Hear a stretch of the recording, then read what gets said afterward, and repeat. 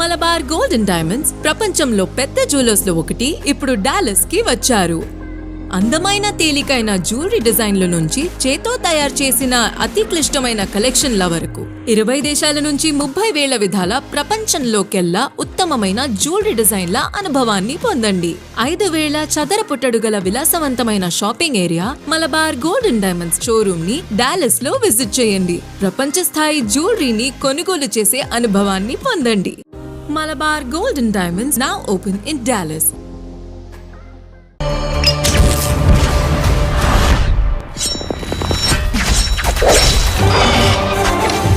గెలుపే ఊపిరిగా, పట్టుదలే ప్రాణంగా, ఆశయమే గమ్యంగా పోరాడే యోధుడికి విజయం అన్స్టాపబుల్.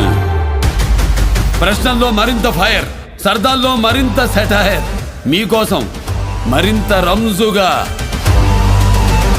దెబ్బకి థింకింగ్ మారిపోవాలా?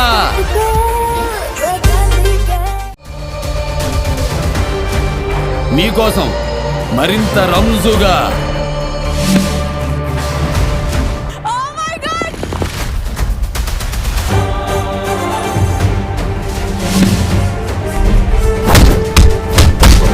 अब तू देख लेगा बच्चन साहब का खेल.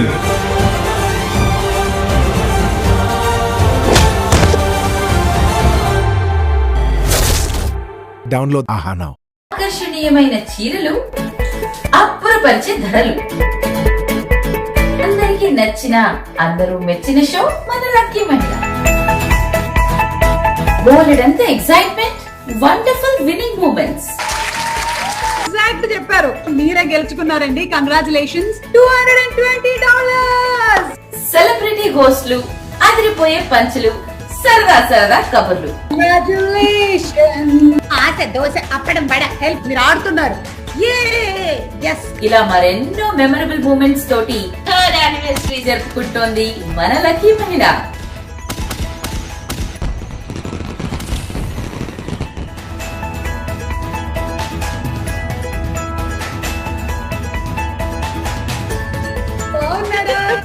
Watch it live only on TV Asia Telugu. మీ అందరికీ 3rd యానివర్సరీ శుభాకాంక్షలు.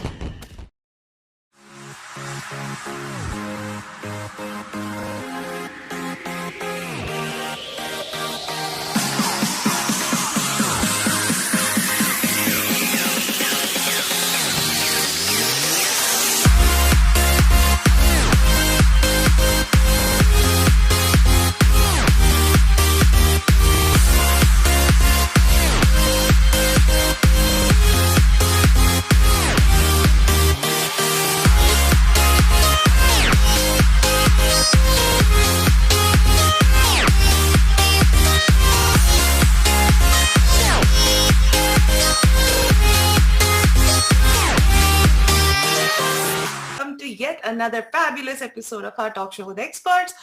Manato unnar mana immigration expert Rahul Reddy garu. Recording in progress. Okay. Rahul Reddy garu, thank you so much for being on the show today, Andy. Thank you for inviting me, Garu. Awesome. This show has been brought to you by Malabar Jewelers. They have opened a brand new store in Dallas, Andy. Do not wait any further. Go with the gold rush and buy yourself the best. They have some of the best designs I've ever seen. Supported by movers.com and AHA OTT platform. Watch us on Yup TV, Facebook, YouTube, Sling TV, World BBTV and Dish Network. All right, coming to the topic for today. And this is one thing that Rahul Garu has regularly touched on is our capability to actually work even 8 hours a week. So our topic for today, double your income legally, working for 2 jobs on your H-1B or H-4 EAD or adjustment of status EAD. So Rahul Garu, I'm sure a lot of people are waiting to listen to this because I'm sure a lot of our viewers also are under the impression that if you're on an H-1B, you can work only one job and you're tied to that job. So for the longest time, even I didn't know that you could work 2 concurrent jobs. So please tell us about that, how they can do it, what are some of the things that they need to watch out for, and any other extra information you can give us about it. Well, this is the most common consultations I get into in my office. I make a lot of money on consultations on it. And it's the most watched video in Radio and PC actually is about working for multiple companies on a H-1B. Can they do it? Yes, you can. Absolutely, you can. In the H-1B, let's say, for example, you're working for Coca-Cola company, and then now you get a consulting company offer with ABC Consulting Company, Inc. The ABC Consulting Company can file a H-1B with USCIS, indicating that Coca-Cola will be the main company that you're going to be still working for. And the second company that you're going to be working with ABC, it's called concurrently filed H-1B. Can the second job will be 40 hours? Yes, both jobs can be 40 hours. You can work on 40 hours. It is probably a better strategy for the ABC consultancy company to put some way where they can put a range of hours, for example, 5 to 40 hours, or they can even put 40 hours too. And a lot of people ask this question, oh, can I work for 3 companies? Absolutely, you can. I have had filed for a doctor, actually it's a dentist, for 6 companies he's working for at the same time. 6 companies. Sometimes only 5 to 10 hours, sometimes only for 20 hours. The main company is 30 hours. There are people who work for 6 companies legally on H-1B. Absolutely not a problem. Now, there are, as I said, I gave an example of Coca-Cola and ABC Inc. Okay, I gave the example of the doctor, the dentist guy working for 6 companies at the same time. Absolutely nothing wrong with it. Now, there are also people that, this is for H-1B I'm speaking about. Parallelly, you have to file a H-1B, concurrently filed H-1B. Now, the ABC company has to file a concurrently filed H-1B for you to work for 2 companies. And if you want to add third company, the third company also need to file a concurrently filed H-1B. If you want to add fourth company, the fourth company also need to file a concurrently filed H-1B. Okay. What if you are working for ABC Consulting Company? What if the end client is Coca-Cola? Now, ABC company wants to add another client called AT&T for you. Can they do it? Do you need to file an amendment? No, you don't need to file an amendment. If you are working from your home location itself with Coca-Cola as an end client or with AT&T as an end client, they don't need to file any amendment. Now, obviously, if you're making $150,000, now they're going to give you $300,000. Yes, there is times where they may need to file an amendment. If they're giving you as a performance bonus because, oh, you're a super performer, which you are, if you're working for 2 companies, absolutely they can give us a performance bonus. But if they want to give us a monthly paycheck, they may have to file an amendment. In the amendment also, we do suggest, let's say, for example, you're making $150,000 with Coca-Cola. Now you want to add $150,000 with AT&T though. They can put a range of salary, like $150K per year to $300K per year. That means that tomorrow, for example, AT&T does not want you or Coca-Cola doesn't want you. You don't have to file another amendment though. So they could do it easily. Now, if they're giving us a bonus, they don't need to do anything. Absolutely, they don't need to do anything.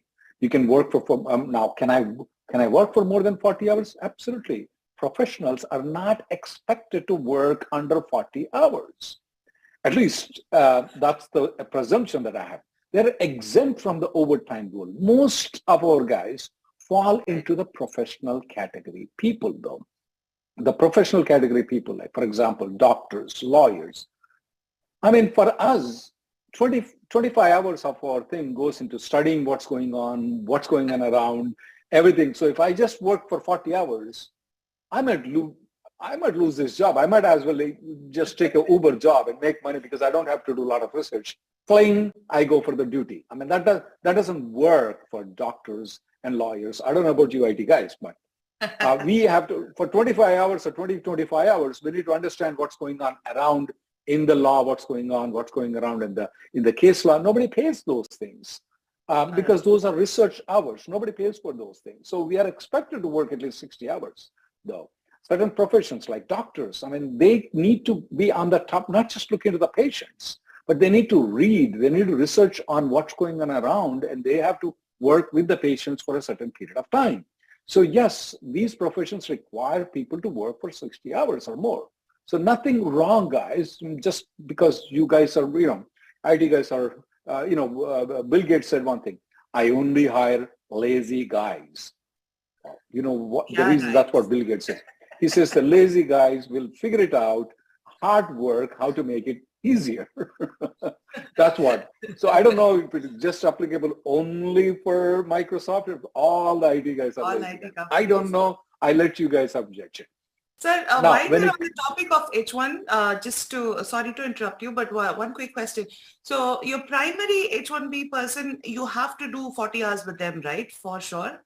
Not exactly. Not exactly. really? Okay. The primary can be 30 hours too. Oh, so you don't need to work full time for a company to get an H1? No, to get a H-1B. No, you can have a H-1B as a primary for 20 hours. You can have it for 30 hours, but less than 20 hours, we definitely recommend people to discuss with a lawyer because there are a lot of ifs and whats by now. But 20 plus hours, definitely not an issue. So Okay, the primary and the can be second 20 question, plus I hours. know people do wonder about this is if they take up the second job and the company is filing for that concurrent H1B, will the primary H1B holding company get to know about it? They don't. They don't. Unless you tell them, they won't. What if the company B does e-verification? Still company A does not know it.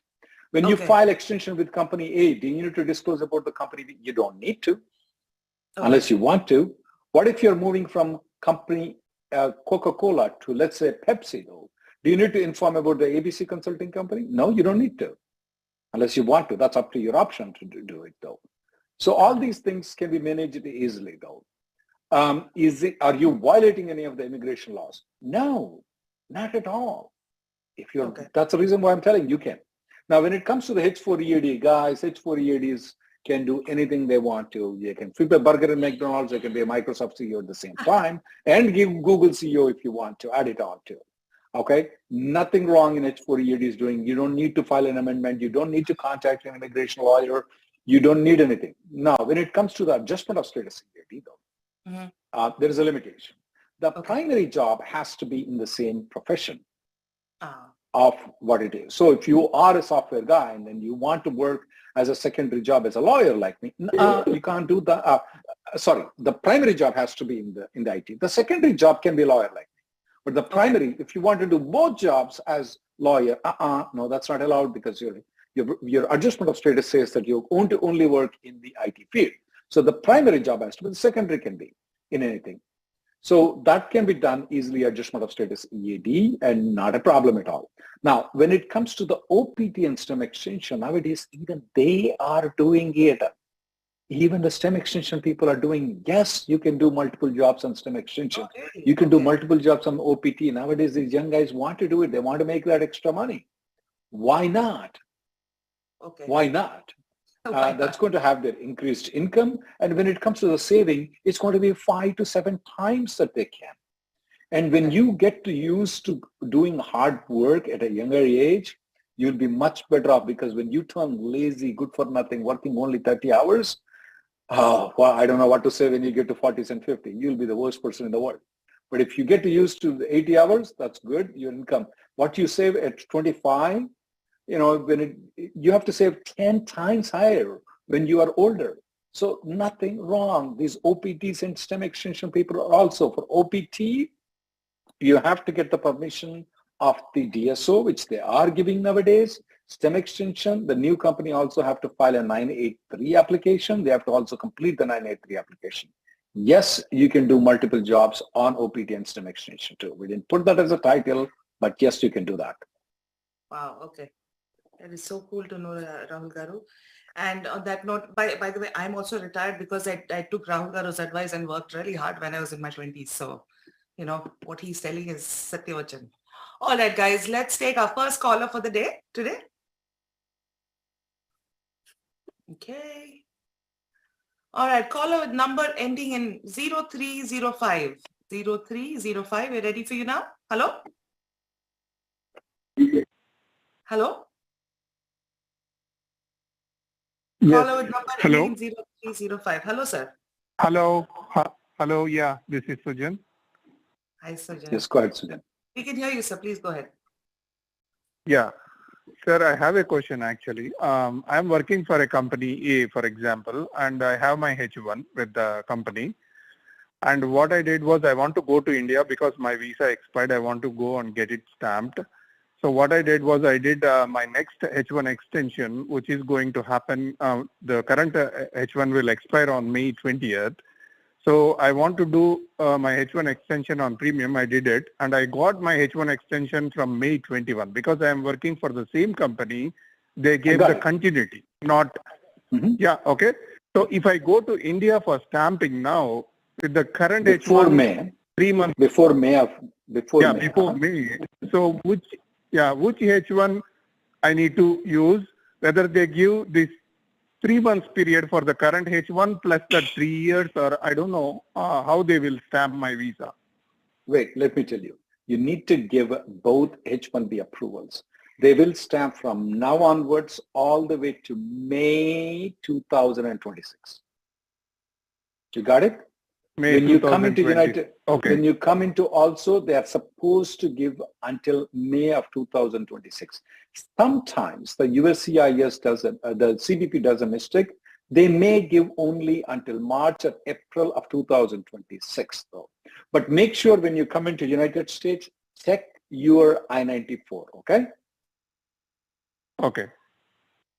You will not have any problem in getting the stamping until May 2026. You should not have any problem when you come into United States, but make sure you check the I-94. If by any chance they do a mistake and only give until May of 2023, you need to contact the lawyer immediately. There are ways to fix it. Okay? Okay. Okay. So a lawyer means the immigration lawyer in US, right? Of course, immigration lawyer in US. Because I am stuck in India, right? I am stuck in India when I go. No, why would you? No, you go to, wait. Why would you get stuck in India? They're going to give until May 2026. You're going to enter into this country, and if the I-94 is not been given, you will not be stuck in India. You will be here in USA. I don't know which city you are, but I see what you're. I understood. Okay, understood, sir. What you are saying. Okay, thank you, sir. That's all I need. Thank you, sir. Thank you so much. Next for calling. person, please. All right. Rahul, before we take our next caller though, when you're talking about having these concurrent jobs and stuff, when people have to go for their stamping, like the H1B stamping, what does it run off of? Is it the primary? That's a good question. That's a good question. They will have to go for stamping with the primary H1B. There is no provision to have a stamping for both the companies. There is no provision for them to have a provision for them to come into United States with two companies, that is Coca-Cola and ABC Inc. So unfortunately, every time this guy travels outside the country and comes back, the new company has to file, the ABC company has to file one more concurrently filed H1. Oh, okay. This is interesting. Yeah. Yeah, unfortunately, that's the case right now. Got it. All right. Thank you, sir. Let's take our next caller, Andy. Okay, caller with number ending in 1056. 1056, we're ready for you now. Hello? Hi, Rahul. Are you able to hear me? Yes, sir. Yes. Please go ahead. Hi, Rahul and India. Thanks for your help for the community. I have a small question regarding the extension of second time EAD. That is the second extension of the EAD. So when I have in the very beginning, I have an EAD plus AP, which is valid until July 2023. So I have applied for an extension of EAD alone this time. So can I use the AP? Why did you not file? Why did not you file for advance parole extension? I wanted to file a little bit late, maybe by because due to my travel plan, I thought for first. Okay, I got it. Okay, so yeah, you can definitely travel right now. Come back before July, and then you can file the extension.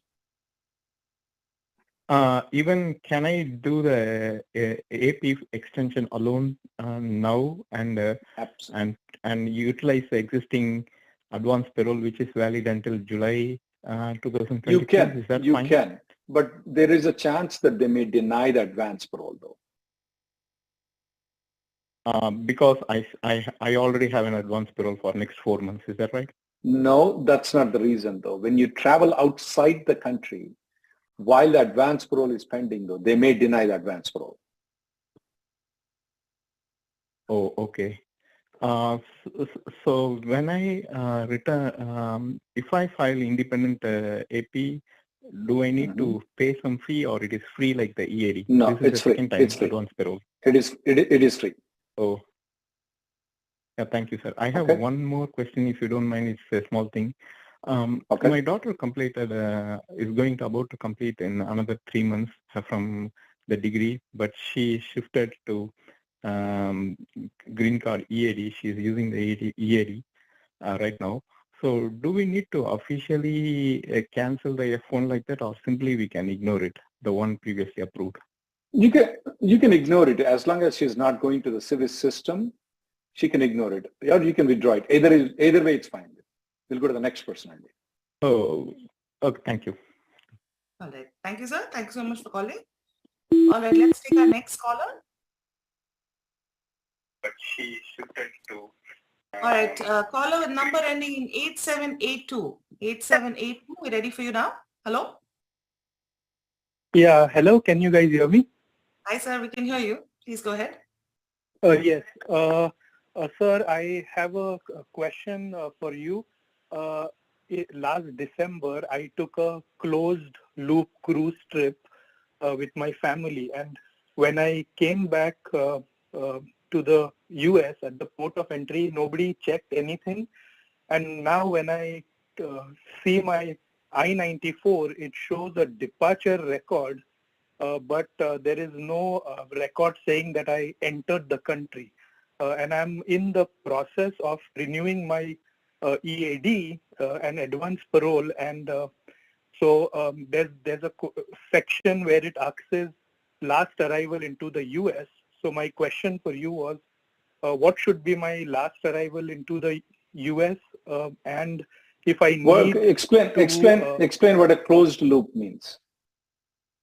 I took a cruise trip from Tampa, Florida, to Mexico, Cozumel, and Mahogany Bay, and it was a 7-day trip. And I came back to the same port, same Tampa port.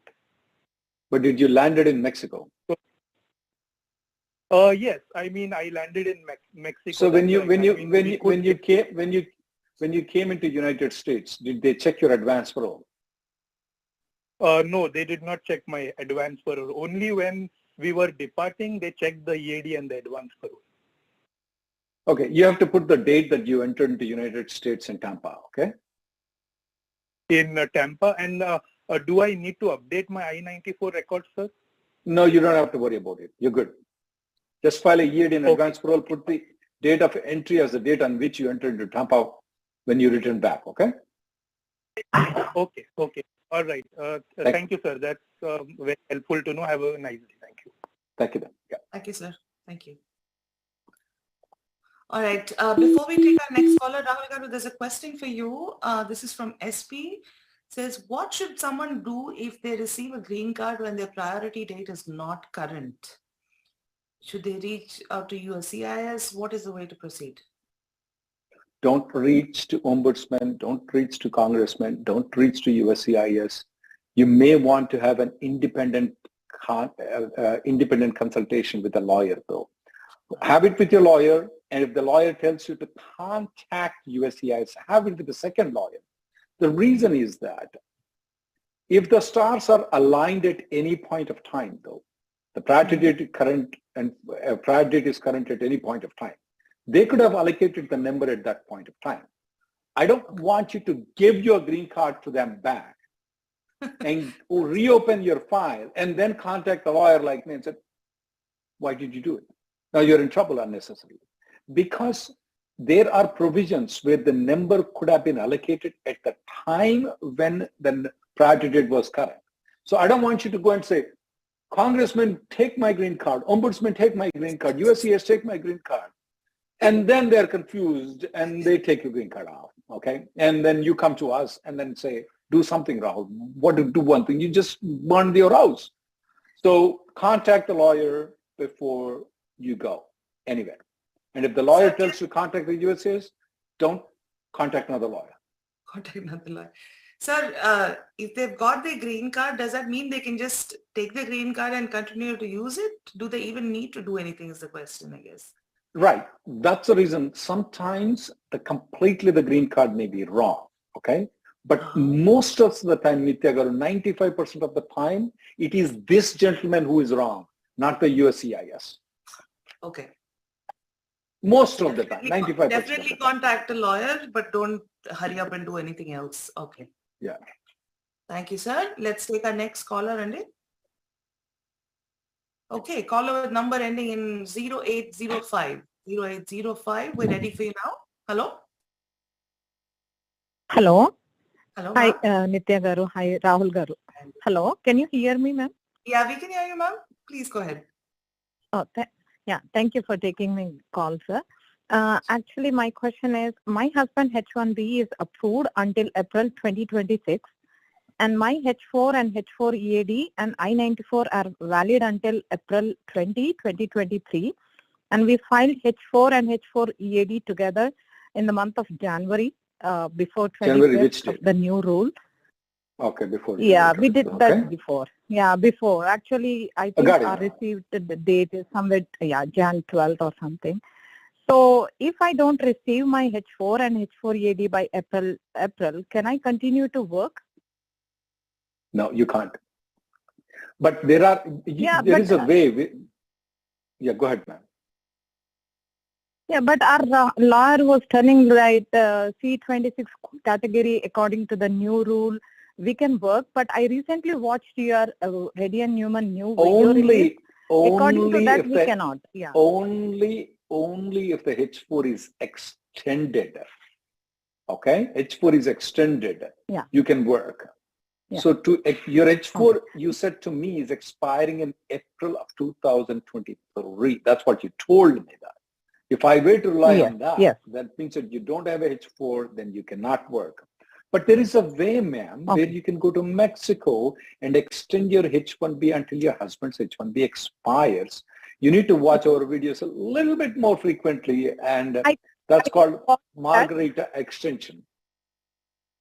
Yeah, I got that point. That I have a question regarding that. Do my husband have to travel with me, or can I go myself? You can go by yourself, or you can husband. Either way, it's fine. If your husband goes with you, you have 95% chance of success. If you go by yourself and both on the flight, though, okay, you have about 85% chance of success.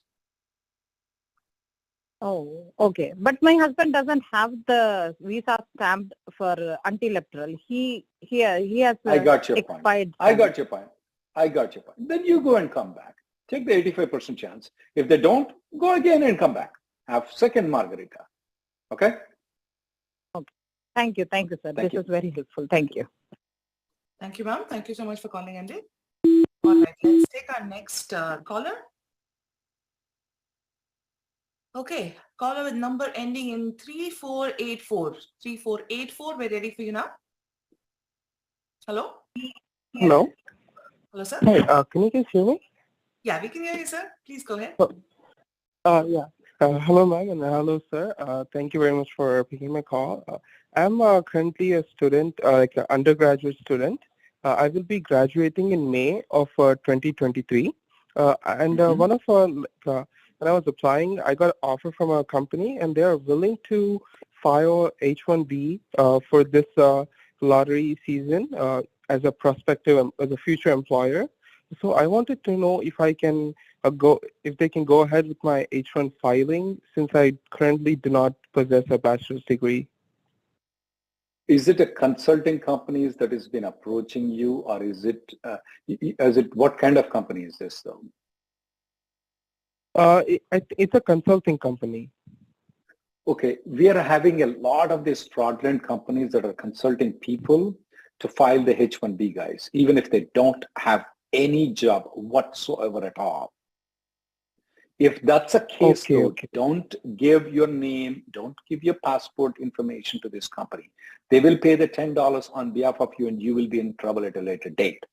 But if it's, for example, if it's a Facebook, Meta or something like that, they like your profile, absolutely. Technically speaking about, you can file a H-1B.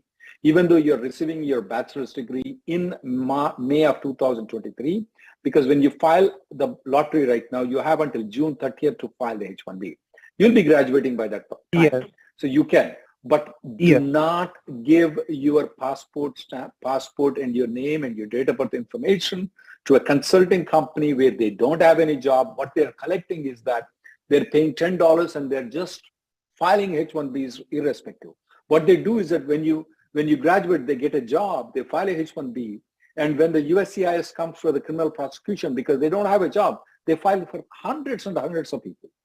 When they come to the prosecution, what they do, they jump the ship and then go to India, and you'll be in trouble later on for cooperating with fraudulent guys. Okay? Okay. Thank you very much for alerting me. But if they really have a job, you know what that means, right? Let's say Bank of America will say that you are a very good guy, they recruited you in there, and they're coming, go for it. Okay? Okay. Next person. Yes. Thank you very much, sir. Thank you for the information. All right. Thank you, sir. Thank you so much for calling, Andy. All right. Before we take our next caller, question for you, sir. This is from Sanyasi Naidu. Says, I have previously EB2 I-140 approval. If now EB1A I-140 is approved, can we use the previous EB2 priority date to file in the 485? Absolutely. I don't know why it was not already incorporated. It should have been incorporated. You can use the priority date of EB2 to file. Okay. Thank you, sir. Let us take our next caller. All right, caller with the number ending in 9615. 9615, we're ready for you now. Hello? Hello? Caller with number ending in 9615. Okay, let's try another caller, please. Okay, caller with number ending in 0465. 0465, we're ready for you now. Hello? Hello. Hi, ma'am. Hello, Nitya garu. Namaskaram andi. My name is Radhika. Hello, Rahul garu. Namaskaram, Radhika. I'm calling from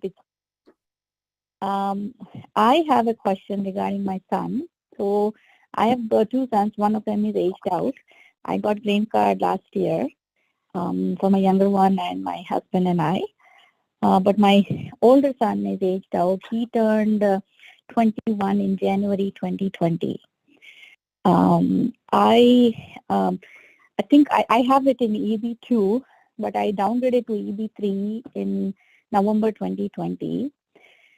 I just wanted to see, is there any chance? My I-140 was pending for about 6 months in EB2 and then EB3 about 7 months.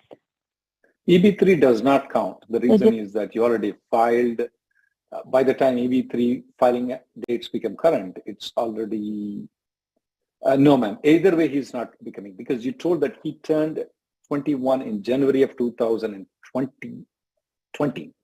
So from January of 2020 to November of 2020 is almost 9 months at the minimum, okay?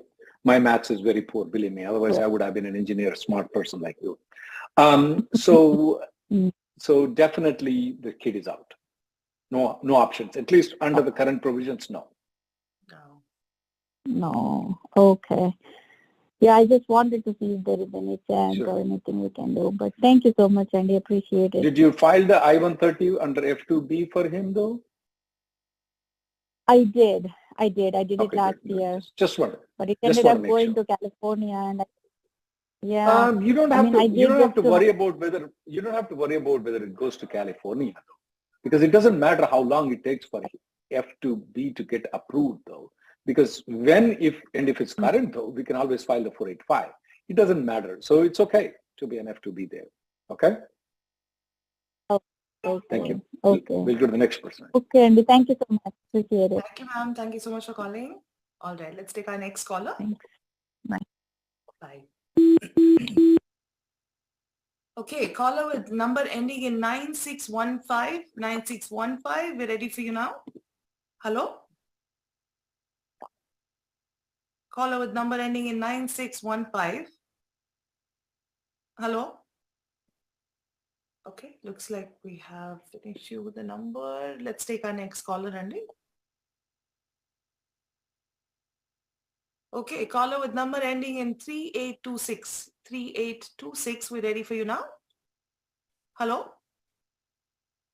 Hi, sir. Hi, ma'am. How are you? Hi, ma'am.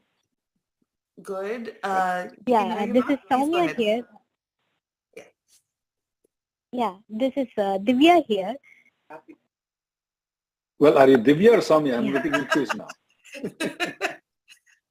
Yeah. I'm Go Divya. ahead, Divya or Soumya? Divya, okay. Go ahead, Divya. Yeah, yeah. I'm currently in my H1B visa. So my 6-year tenure is ending in April 2024. The company has filed for my perm in November 2022. So I just want to know my possibilities, like should I be here, or is it like should I go back to India? Good question. Planning to go back to India. So you filed in November. They're taking almost 8. Yeah, they're taking about 8 months for them to get the labor approval. So plus a month for your I-140, that's about 9 months. So we're looking at approximately around maybe August or so for you to get the approval. Now, first of all, do you have a H-4 option, ma'am? Okay. Divya, do you have H-4 option, Divya? No, sir. Okay, if you don't have H-4 option though, the other option is that will the company be cooperative with you if you go to India? Will they allow you to work for that company when you're outside the country? No, sir. They don't allow me to go back to India and work there. So it will be a judgment call for you to move into B2 visa to see if that's an option. You may want to consult a lawyer. The reason is that you can stay here. There are some disadvantages of staying here, some advantages of staying here. The disadvantage, of course, is going to cost money and you can't even work. The advantage is that you will be close with the company to push them to get the I-140 approval. Because if you go to India, they might just forget about you. Okay? So you may want to evaluate this with your lawyer and have a private consultation with lawyer. And believe the rest of the people who are listening, guys, please, don't contact TV Asia at 5 years and 11 months and 3 days into your H1B and ask what's the solution. Please call us on the first day you get the H1B, okay? So for you, ma'am, it's going to be a tough thing. You will have to evaluate whether you want to go B1, F1, or to go to India. Normally, for people with, I say the company says, oh, you can go to India and work. Yeah, if you don't have H4 option, yeah, go to India and start working for the company. But in your case, you may want to consult a lawyer, okay? And make sure you are in good terms, no matter what you do, with the employer, because your life is hanging. You remember that how the magician, there is a parrot there, and if you press the parrot, the magician is going to, ow! And if you kill the parrot, the magician is going to die. If you punch the parrot, your parrot is your employer, okay? No matter what happens to you, make sure the parrot is completely safe, okay? Okay. We'll go to the next person, please. Yeah, thank you so much for calling, Andy. All right. Thank you. Okay, let's take our next caller. And in the meantime, I have a question. This is from Surabhi Verma. Says, for a GC holder kid, can the kid be filed for taxes with parents? Until what age can the child be included with parents? Any age restriction from USCIS? USCIS doesn't have any restriction. This is something Surabhi has to contact the CPA. I'm not good at it. I go myself for my taxes. I can for sure tell you 18 though, that I can tell. I don't know anything after that. Okay. Okay, thank you, sir. All right, let's take our next caller. Okay, Hello. caller with number ending in 4430. Hello, sir. Hi. Hi. Hi. Nitya Garu and Rahul Garu. Yeah, I have a question. So I'm currently working for one of the concurrent company. So company A and company B. So my I-140 is like, for the company A, because that's the primary company. And it is going to be 6 months in June 7th, 2023. And my company B, it's like a part-time. I'm working for both are IT jobs. So my company A is not providing the I-140 documentation. But however, I heard that you have provided like a FOIA. You suggested me to go like that. Okay. But my question is, if we go to India and for stamping, do we need to represent two companies? Okay. If so, if we represent two companies, First of all, I'll tell you how it works out. So when you go in the DS-160, you're going to fill both Coca-Cola and ABC Inc., assuming that Coca-Cola is the main company, okay? But when you get the stamping, you're going to get only with Coca-Cola. When you come into United States, again, the ABC company has to file one more concurrently filed H-1B, and unfortunately. Every time you go to India, that's a drama that they have to do.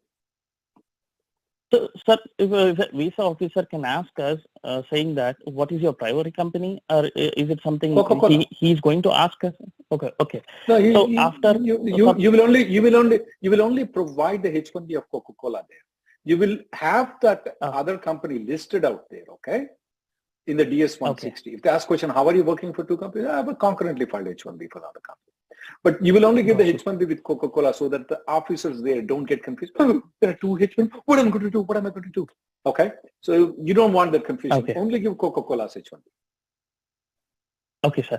Suppose, so currently, before me going to India, suppose if I lose the job of concurrent B, and if I'm not working, is it mandatory to have something, a job for that, and having the continuation of the payroll, or how does it work? No.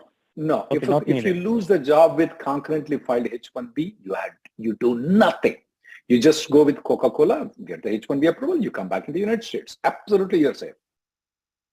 Okay, at that point, after losing the, for example, if we lose the job of company B, and if we if we are filling the DS-160, still we need to fill that saying that I have the concurrent H-1B? You have worked with previously with company called ABC Inc. You have to give the history of the company. And you're not doing any sin, guys. You're not working for a marijuana company. Okay, if you do, please consult a lawyer. Okay, but you're good. Okay, absolutely no. I'm just want to make sure, because at that point of time, I'm not going to work. Okay, yeah, okay. Yeah, you Thank still you so need much, to sir. list I'm good. past two companies, so you're good. Okay. Thank you. Every time, is it some particularly time of going? Every time you go into DS-160 form, you have to fill both the companies, and every time you come back, then the company has to file a concurrently filed H-1B every time you go outside the country and come back. Thank you very much. Thank you, sir. Thank you. Thank you so much. All right. Nitya, I can safely say, with all these people working concurrently, if you listen to TV Asia every Sunday, on an average, our guys make 20% more money than the rest of the audience, guys. Because a lot of people are working for concurrently filed H-1B listening to this. Makes sense. Yeah. So that's about, you make $20,000 easily extra as an average person if you listen to TV Asia. That's amazing, Adi. Thank you.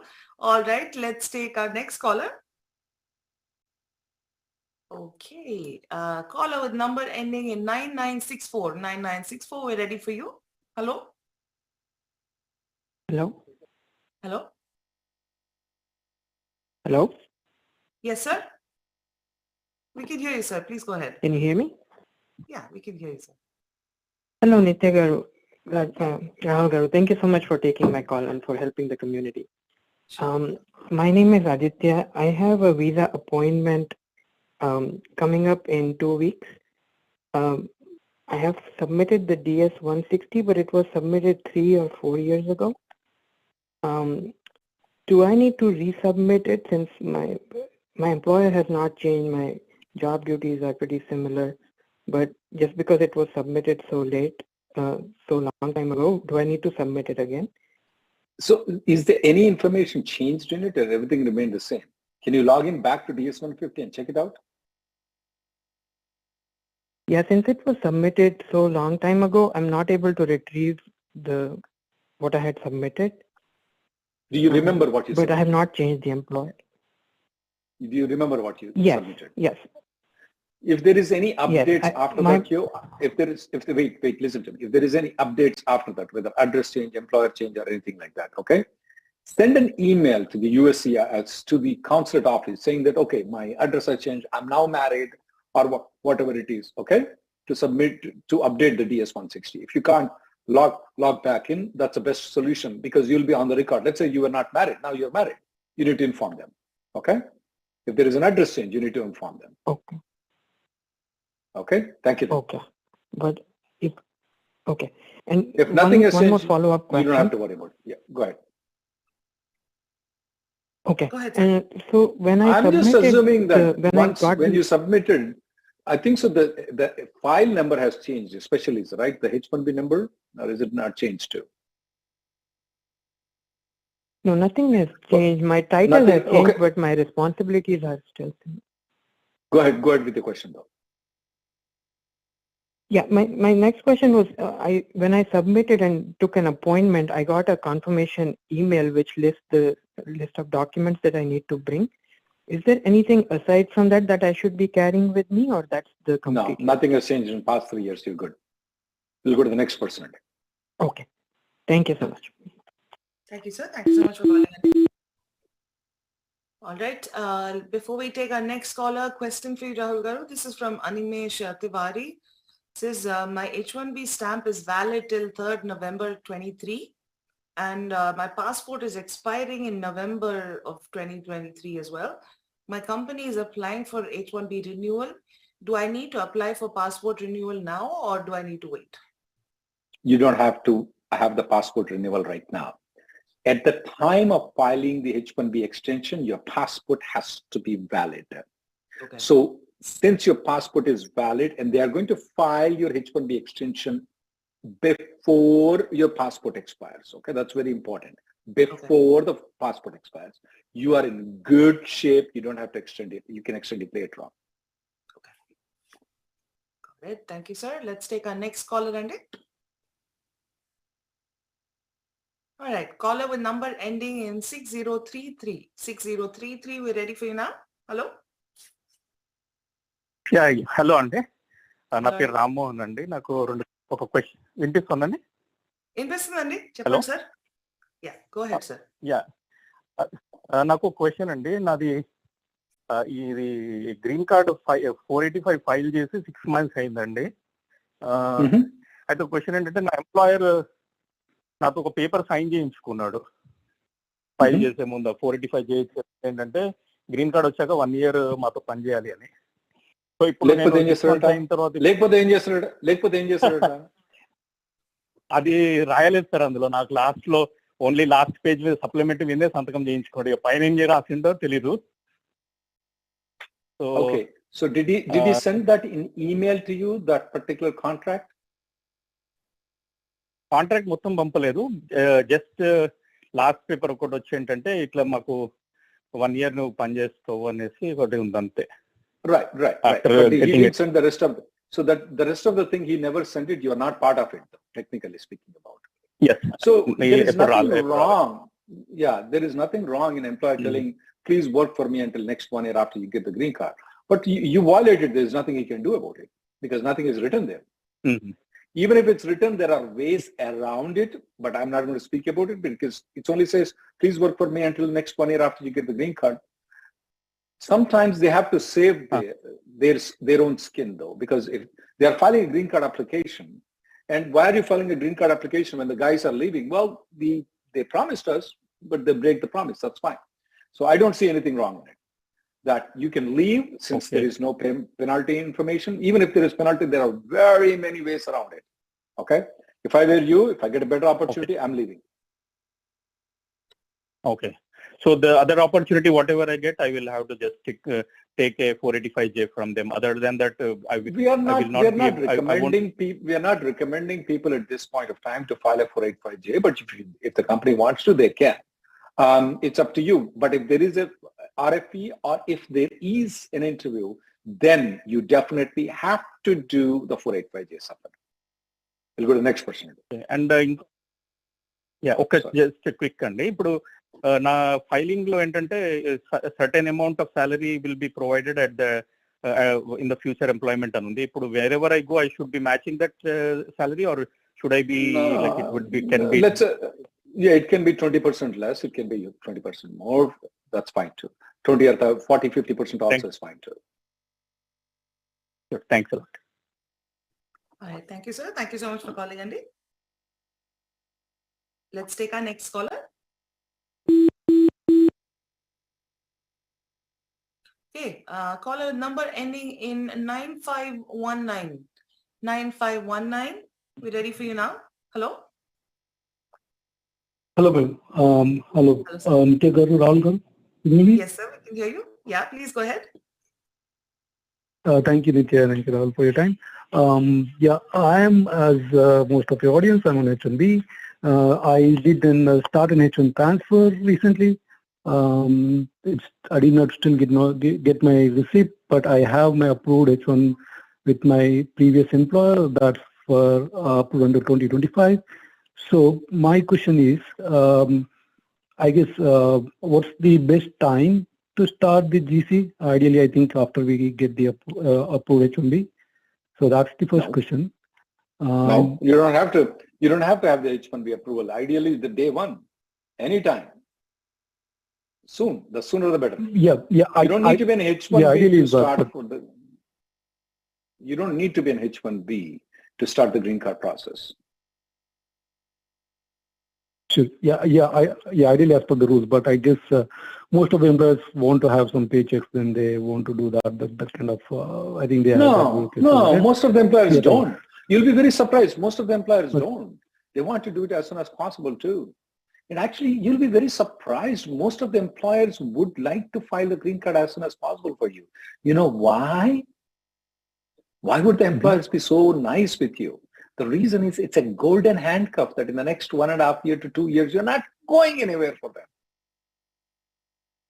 Yeah, that's true. But so there's other story, I guess. Most of them. So they say that we can't. Some people don't know the rules. They say that you need to have 6 months of paycheck. Then we do that. You don't need to have 6 months of payroll. 6 months. You don't need to have 6 months of payroll. Yeah. So thanks all those. Thanks. I think that clears my doubt. So other question that I have is my employer, my previous employer, that H1 is still valid. That's valid under 2025. He says that he could revoke my I-140. I've been working him for 10 years. So imagine how he is now. He said that he could revoke my I-140, and he says that he'll not support me in future green process. So GC process. So I am curious to transfer my GC to my new employer, which is supporting that. So what is your priority date? I guess you told me that. What is your priority date? So Q2 2015. Okay. You don't have to care about it. You can join the new company. If the company previously withdraws the I-140, it won't matter. You will get a priority date of 2015 when you go to join the next company. Okay? Yes. But I guess I need to find Freedom of Information Act to get that I-140 letter kind of, those kind of process is still there, right? Am I correct? You have the I-140 approval or you don't? I do have it now. It's not an original copy, but I do have the copy, yeah. You don't need original copy. You don't need I-140 original copy. Nobody needs I-140 original. Okay, even my employer revokes, then I'll be good to go with that copy? Absolutely. Yeah. Okay. Even you're good. You don't need original copy at all. Absolutely not required. We'll go to the next person, please. All right. Thanks, Olga. Thank you. Thank you, sir. Thank you so much for calling, Andy. All right, let's take our next caller. Okay, caller number ending in 9624. 9624, we're ready for you now. Hello? Caller with number ending in 9624. Hello, sir? Yeah, can you hear me okay? Yes, sir, we can hear you. Please go ahead. Yeah, ఇది actually నేను H1 లో ఉన్నానండి. మా wife ఏమో H4 EAD అనమాట. అయితే mean while we also have this GC EAD and AP. ఇప్పుడు AP వస్తుంది, but my wife may have to travel to India. ఈ అపాయింట్మెంట్స్ ఇవన్నీ ఏం లేవు కాబట్టి she wants to use that AP. So while coming back AP use చేసుకుని enter అయితే వచ్చిన తర్వాత she has to switch on to GC EAD కదండి. No, she doesn't need to switch on to GC EAD. She can continue working on the H4 EAD. She can extend the H4. She can extend the H4 EAD. అంటే H4 2025 వరకు valued ఉందన్నమాట. So extension can happen only 6 months. That's fine. Extension can happen. She can use the H4 EAD, continue working on H4 EAD. After she comes back on advanced parole, she can still use the H4 EAD. And because she used H4 EAD, so now H1 status kati a problem undadu kadandi. So I am still on. Because she used advanced parole, you're speaking. Will that cause any problem for your H1? Yeah, it will not cause any problem whatsoever at all for your H1B. And my kid, if she starts using EAD, she is a high schooler actually. So let's say she, even then I have no problem with my H1, right? No problem with your H1B. Okay, thanks, Andy. Yeah. Man, people want to preserve their H1B at any cost. I tell them to get rid of them, but they don't. They like their immigration lawyers better than our TV Asia. If you would follow our TV Asia, you're going to make and follow clearly. You're going to make that extra income of wasting on the passport stampings and H1Bs, H4s, H4 EADs, guys. But you need to strictly follow us a little bit. Go to the next person. Let's take our next caller ready. Okay, caller with number ending in 8094. 8094, we're ready for you now. Hello? Hello? Caller number ending in 8094.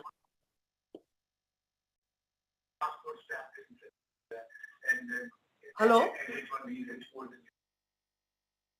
Okay, let's try a different caller.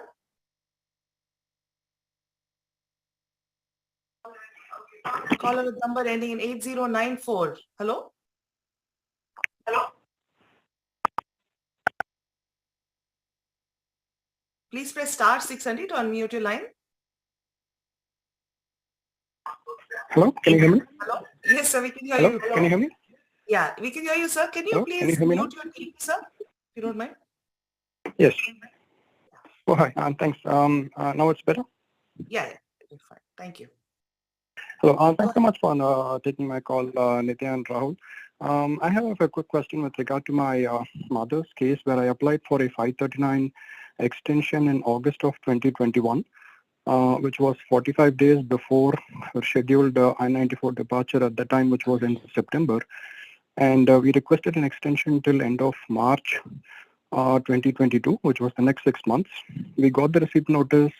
She attended the biometrics, and we did not hear from them until she departed the country around the middle of March.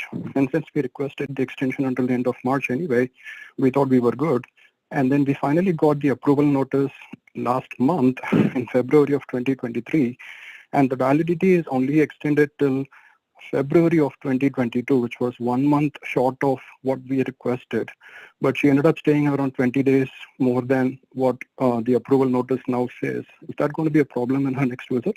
Yes. The reason is that if a person has stayed 1 day over the I-94, their passport visa becomes invalid immediately, though. So technically, since the I-94 was only approved until February of 2024, and she left the country in March, though, there are some doubts, though, because technically speaking about, since it's pending at that point of time, she should have been fine. But I don't want to take any chance. I want her to go for stamping. Oh, you suggest we take a new stamping appointment and get a new visa. That's right. Even though In she that has way valid that visa. she will not be any trouble. I see. Can we apply for a DS-160 visa appointment before booking our next flight ticket? I mean, is it okay if we already have an existing visa that's valid for the next 10 years? You can, even though she has a valid visa for the next year, she can book an appointment. In the DS-160 form, they'll ask a question, have you ever violated the status? She answers yes to that question. That gives an idea, right, for her to go for the stamping, and explain that we applied extension until March, we only got until February, and don't let her travel until she gets a passport visa stamped. Okay? We'll go to the next person. Okay, thanks so much, sir. Yeah. Thank you. Bye. Thank you, sir. Thank you so much for calling. Let's take our next caller. Next caller, Andy. All right, caller with number ending in 9411. 9411, we're ready for you now. Hello? Hello, ma'am. Hello, sir. Hello, sir. I have a follow-up question on my H4 EAD question. What will happen to my H4 and H4 EAD, which I already applied, like in the pending stages, right? Right. If you go to Mexico and you come back, when your H4 is extended, okay, there is a chance they may deny your H4 extension. You don't care anyway because you already got the I-94. But they will not deny your EAD. They will extend your EAD. It will come in the due course when it's supposed to. You don't have to refile your EAD extension. Okay? Okay. Then do I have to do anything once I get my EAD card? No, show it to the employer. That's it. Oh, okay. So is there only, like, I have to travel to Mexico, or can I go to India and come too? You can go to India and come too. Since you have the passport stamping in April of 2023, you might as well go to India and come back too. Okay? Oh, okay. Thank you. Thank you. Thank you, ma'am. Thank you so much for calling. All right. Before we take our next caller, question for you, sir. This is from Zorawar. Says, if I make a Cancun trip for H4 I-94 extension, do I need to request the officer at the port of entry for the extension per the H1 797 approval? And which port of entry is good for this? All ports of entries are good. We haven't found any port of entry which is bad for this particular thing, though. Okay. For this particular thing, we don't find anything wrong. But he specifically has to ask the officer at the port of entry, though. That's right. He has to provide, look, this is my spouse's H-1B approval that's valid until I request you to give H-4 until expiration of my spouse's H-1B approval. That's all they need to request. Got it. Thank you, sir. Let's take our next caller, Andy. Caller with number ending in 1057. 1057, we ready for you now? Hello? Caller with number ending in 1057. Hello? Hello? Caller with number ending in 1057. Please press star 600 to unmute your line. Hello? Hello? Hello? Yes, ma'am. We can hear you. I have a question. I have a H-1B and I'm a teacher, and my priority date is 2016 January, and I'm not sure if I will get my green card. So I was thinking, should I leave the country and go back to India? And I heard something about you talking about the EADs. Are the EADs available only when you have a priority date, or will I be able to get that? Are you speaking about compelling circumstances EAD? That is available when the priority date is not current, which is fine. But if you already have a H-1B though, I mean, I wouldn't go for that compelling circumstances EAD. That's only valid for 1 year. It takes 8 months and you have to pay extra money. I mean, you normally have to go with a lawyer. So I wouldn't use the compelling circumstances EAD if the option is for H1B. Now, coming to the judgment, whether or not you should go to India, it's definitely a personal choice, though. Okay. And let's assume that you go to India. Let's assume that you go to India. Let's assume in the next 7 years, the prior date becomes current. You can always come back at that point of time and claim the priority date. But I will not be working. No, if you don't have a job offer, you can. Will it be? If you don't have a job offer, if you will be not working, you will not get a green card. Okay, so as a teacher, I have to be working till I get the green card. Is that right? Right, but in between, if you want to stop working, you can. Okay. So you go to India in the next 4 years. The work later. Yeah. You can resume the work later. Okay, but I have to, when I come back, I have to have a H1B. To any employer or the same employer? If it's the same employer, then you don't have to go through the labor and I-140 process. But if it's a different employer, then you may have to go through the labor I-140 process, which is taking 2 years nowadays. So if I were you, I would come back to the same employer if given an option, okay? Okay. Thank you so much, sir. And I enjoy your video. I mean, not enjoy, like it's very useful information. So thank you so much for your service. Thank you. Yes, sir. Bye, sir. Thank you. Okay. All right. Let's take our next caller, Ali. Okay, caller with number ending in 4357. 4357. We're ready for you now. Hello? Caller with number ending in 4357. Hello, ma'am. Thank you very much for giving the opportunity. Hello, Rahul Garu. Question is, so currently I have my EAD, which is on EB2, and I'm still waiting for my advance parole. And also my H1 is expiring this month, March 19th. So I also applied for H1B extension, renewal as well.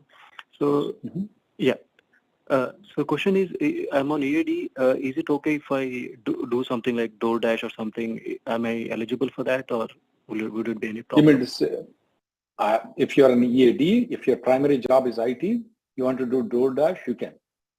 You want to do Uber, you can. Oh, okay. Even though if I'm extending my H1B? No, then you technically are not on H1B. You will be on EAD. You're ignoring the H1B. Oh, even though if I... Oh, okay. Even though if I renew my H1B... Oh, okay. So because on H1B, you can't work for Uber, okay? Or DoorDash. Right. Okay. But even though if I extend my non-immigration and H1B and EAD, I will be still on EAD. That's right. If you work for DoorDash, yes, you're right. Oh, okay. So yep. Thank you very much, Rahul Garu. Thank you. Thank you, sir. Thank you so much for calling, Andy. All right. Let's take our next caller. Okay. Caller with number ending in 4979. 4979. We're ready for you now. Hello? Yeah, hello, can you hear me? This is Shiva here. Yes, sir. Hi. We can hear you, sir. Please go ahead. Yeah, hi, Rahul. Need to take my call. I have one question. Recently, I moved to Employer B and Employer B did the H1 premium, but I received the RFE in special occupation. I would like to know the chances of approval or the denial in this case. It's been very rare that we are receiving the H1B RFEs on the specialty occupation since the Trump era has been gone, and then afterwards, Biden administration took about 6 to 7 months to control the things, though. When is your current H1B expiring, though? It's a 2025 Jan, but I'm moving to another employer.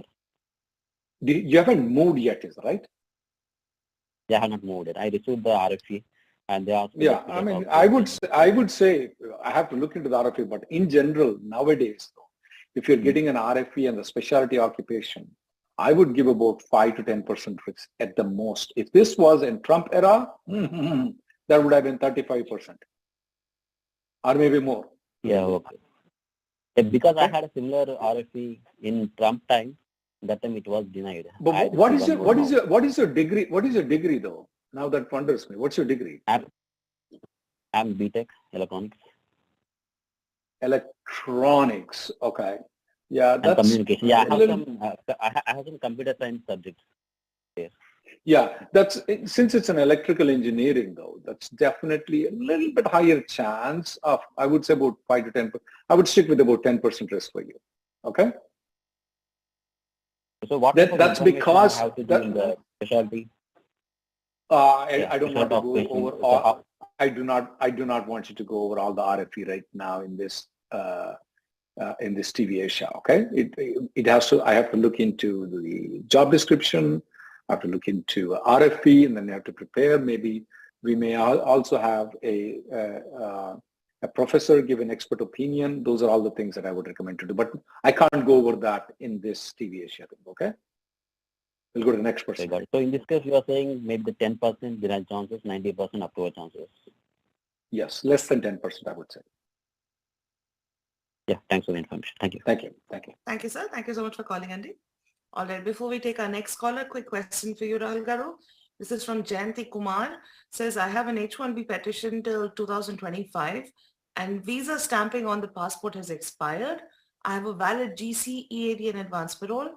Can I visit Canada on a road trip and re-enter back into the US? She has an advance parole. Absolutely, she can. Okay. All right. That was simple. All right, next caller. Okay, caller with number ending in 2870. 2870, we're ready for you now. Hello? Hi everybody. Hello, sir? My son is studying outside of US. Mm-hmm. He was on vacation. That time we filed his 485. That time my date was current. Mm-hmm. Then he could not do his biometrics. He left his US for his study purpose. He was on vacation. So after that we filed I-130 and he could not do his biometrics. So we filed his I-130. That means you got the green card. No, we had a green card already. He was studying outside. Mm-hmm. And that time our date was current. So when he was here, so we filed when you say your date was current, you mean to say you got the green card in the employment based, or how did you get the green card? Employment based. So at that time, I was on H1. So when he traveled outside the country, he couldn't come for he lost the H4 to come back into United States. Why did he not come from the biometrics though? No. That time what happened, we filed his 485. He left US for his study. Then our lawyer say he could not come for only biometric. Why not? I don't know. So we filed that time I-130. His H4 was expired. You cannot file I-130 until you get the green card though. If he has the H4, he could have come back, which if he doesn't have the H4, the whole planning seems to be very wrong though. You should have filed an I-864 to have him to call something called following to join. I-824 should have been filed. You should have kept him in your process. You left him out of the process. At least when you filed I-130, was he above 21? Was he above 21? No, we had that time above 21. His H4 was expired that time. So that time he came here on B1B2 visa. Wrong planning. Everything is wrong planning. But okay, go ahead. So meanwhile, we filed I-130. Now his I-485 denied. His I-485 denied. Of course it will be denied. He didn't come from the biometrics. Can he come now?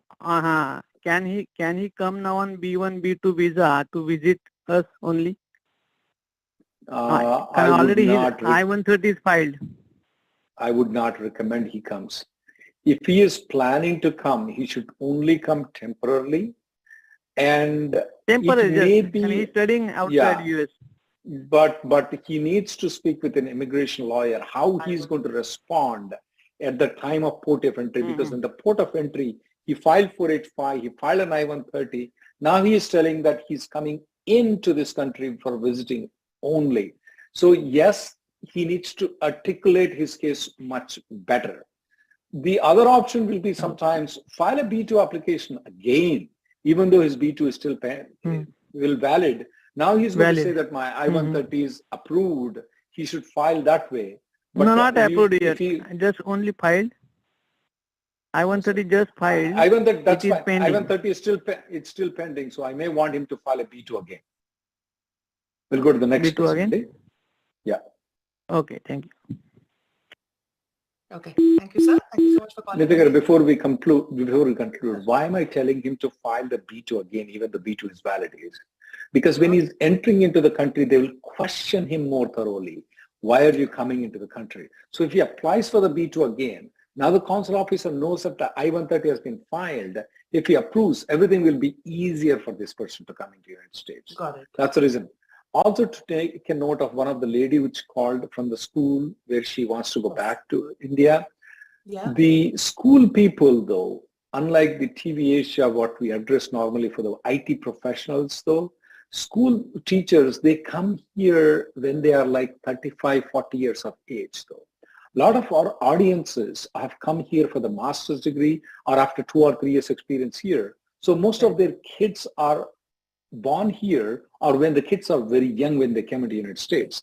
The teachers, there is a different issue for them. They come very late and their kids are probably 10, 15 years age when they come into the United States. They have a unique issues though. There are some WhatsApp groups that I am in.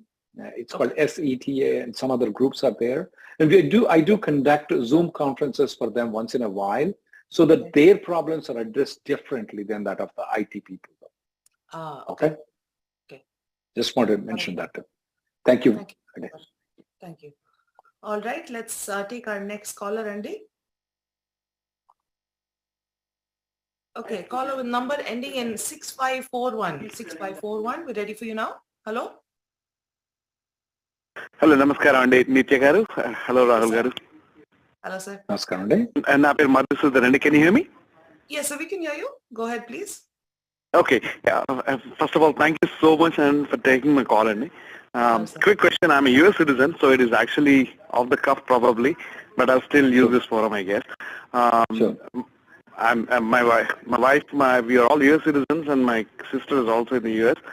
My parents are getting old at this point of time, so it's kind of getting difficult for us to travel back and forth off late bit during the pandemic also. So want to find out if there is a possibility of applying for their green card US citizenship. I know it's off the cuff, so pardon my ignorance if I'm US green card or US citizenship for them? నాకు US citizenship ఉందండి. I know, but for them you are applying, you can apply for the green card. Absolutely, you can. Okay, and the tenure and all, we're not quite sure because they're in the late 80s right now, 70s and 80s. Oh yeah, that's fine. I mean, that's nothing wrong with it. People are supposed to get aged. We all will be at 80, hopefully so, at one point of time and still be good. Yeah, you can apply for the green card. You can apply for the green card. Absolutely, you can. There are two ways in applying for the green card. So one is consular processing, and if they are in USA, you can apply for the adjustment of status. There are two ways though. Okay, so, but then they can also do it in India, as such? I'm sorry? Yeah, but there are two issues here where people need to understand. If they do it in India, it takes about 2.5 years for them to get the green card. In the meantime, they cannot travel. Oh, I see. The problem with filing the green card here in USA is they should not come into United States for the purpose of getting the green card. They can generally come with a return ticket to USA. Then they should change. They can change their idea though. But if they have an idea, oh, I'm going to get the green card. My son is going to get the green card. Then they may be put in detention and may be sent back to India. Okay, and they will not be. No, they don't even have an idea. at this point of time, this is only a question that they don't even have an intent, but a visa valid on the. That's good. That's good. But I want you to be very careful. If people ask me the question, how would the USCIS, how would the CBP know their intent? First thing, they'll just ask them, hey, what is it? Oh, I'm going to stay here. Okay, that's enough. Second, there are some people who have one-way ticket. That's an intention. They'll show that you come have a one-way ticket. The third thing is that they're bringing their birth certificate, affidavits, and all those things. They look into the documents. Why are you bringing these documents? So I normally tell if they don't have an intention, don't create any intention for them. And this is the thing where people ask, what about the paperwork? It's a nightmare paperwork. Okay? Right. Paperwork, I will give you a Brahmastra to you, whether you're going to go with me or not. I will be, whether you're going to be on the side of Kauravas or Pandavas, you decide, okay? But I will give you the Brahmastra. Yeah.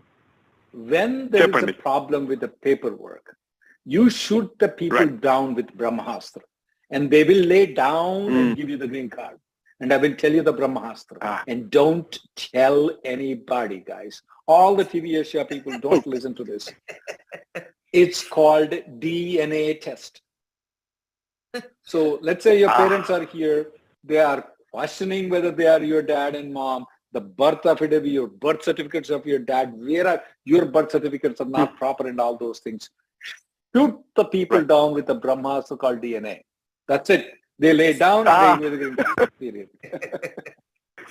Okay? Great. Now, is this the right forum to even ask you if I were to reach out to you for your help and your firm services? You can just Google my name. You can reach out to me. Okay? Thank you. Tapakunda, sir. By the way, you have an unlimited supply of coffee, anukuntanandi. No, I just see it on the TV. Like you're constantly sipping coffee. Thank you so much for your time, Andy. Thank you. Thank you, sir. Thank you so much for calling. Thank you, sir. Yeah. Well, that's how Rahul Garu gets through the 80 hours a week. Or 160 hours. I don't know how many hours do you work, Rahul Garu? Not 160, but yeah, definitely 60 to 80 hours, yeah. 60 to 80 hours. So yeah, coffee is your best friend then. Okay, but for folks who are still waiting, thank you so much for waiting patiently. But unfortunately, we're all out of time. As always, we do try to stretch it out as much as possible, but we cannot get to everybody in day. So our apologies for that, but we will try to get to you next week. So please come back, watch this program, same time, same place next week. Rahul Garu, thank you so much, Andy, for providing Brahmastras to everybody. And, for always being very honest with our viewers as well. So thank you so much for being on the show today with us. Thank you very much, Nitya, for inviting.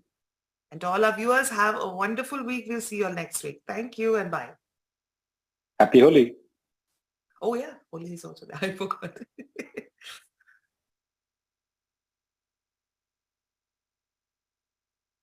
Malabar gold and diamonds ప్రపంచంలో పెద్ద jewellers లో ఒకటి ఇప్పుడు Dallas కి వచ్చారు.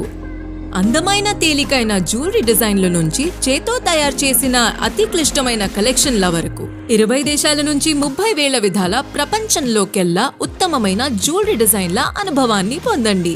5,000 చదరపుటడుగల విలాసవంతమైన shopping area Malabar gold and diamonds showroom ని Dallas లో విజిట్ చేయండి. ప్రపంచ స్థాయి జ్యువెలరీని కొనుగోలు చేసే అనుభవాన్ని పొందండి. Malabar Gold and Diamonds now open in Dallas.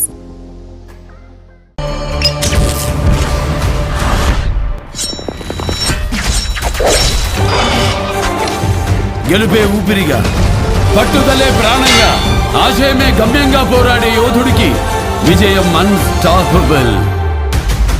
ప్రశ్నల్లో మరింత ఫైర్, సర్దాల్లో మరింత సెటైర్, మీకోసం మరింత రంజుగా. దెబ్బకి థింకింగ్ మారిపోవాలా?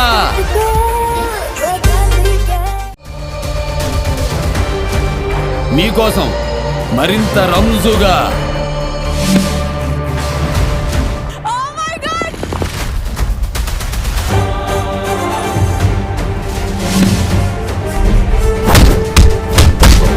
अब तू देख लेगा बच्चन साहब का खेल.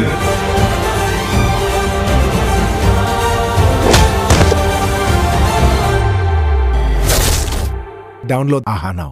ఆకర్షణీయమైన చీరలు, అబ్బురపరిచే ధరలు, అందరికీ నచ్చిన, అందరూ మెచ్చిన షో మన లక్కీ మహిళ. బోలెడంత excitement, wonderful winning moments. Exact చెప్పారు. మీరే గెలుచుకున్నారండి. కంగ్రాచులేషన్స్. $220. సెలబ్రిటీ హోస్ట్లు, అదిరిపోయే పంచులు, సరదా సరదా కబుర్లు. ఆశ దోశ అప్పడం వడ హెల్ప్ మీరు ఆడుతున్నారు. ఇలా మరెన్నో మెమరబుల్ మూమెంట్స్ తో